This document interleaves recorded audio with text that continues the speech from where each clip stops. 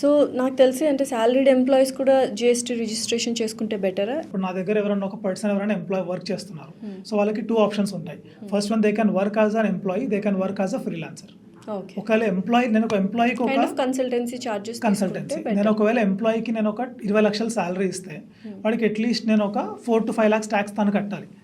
అదే నేను అదే పర్సన్కి నేను ఎంప్లాయీలా కాకుండా నేను యాజ్ అ కన్సల్టెంట్ కానీ, ప్రొఫెషనల్ కానీ, ఫ్రీలాన్సర్ కానీ అలా చెప్పి నేను వాళ్ళకి 20 లక్షలు పే చేస్తే వాళ్ళు లిటర్లీ ట్యాక్స్ 0% కట్టొచ్చు. సో ఎందుకు అంటే అగైన్ ఆ 20 lakhs మీద ప్రెజెంట్ టాక్సేషన్ వాడి ఓన్లీ 50% ఇన్కమ్కి చూపిస్తారు, విచ్ ఇస్ 10 lakhs. ఆ 10 lakhs న్యూ ట్యాక్స్ రిజిమ్ ప్రకారం నాకు 12 lakhs లోపల ఉంటుంది కాబట్టి నేను ట్యాక్స్ కట్టకుండా కూడా నేను ఉండొచ్చు.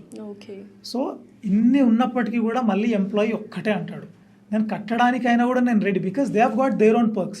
ఇప్పుడు ఫ్రీలాన్సింగ్కి ఏమవుతుంది అంటే కన్సల్టెంట్స్కి ఈరోజు 20 లక్షలు వస్తుంది, నెక్స్ట్ మంత్ వస్తుందా రాదా నాకు తెలియదు, అన్న ఎంత ఇంక్రిమెంట్ ఉంటుందో నాకు తెలియదు, మార్కెట్ ఎలా ఉంటుందో నాకు తెలియదు. ఇప్పుడు కోవిడ్ వచ్చింది, ఫ్రీలాన్సర్స్ స్టాండర్డ్ ఇన్కమ్ అనే ఉంటుంది.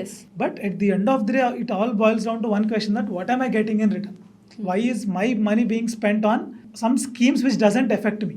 అంతే. నాకెందుకు ఆ స్కీమ్స్ వల్ల నాకెందుకు యూజ్ అవుతుంది, నేను ఎందుకు పే చేయాలా డబ్బులు, నేను పే చేయను ఆ ట్యాక్స్.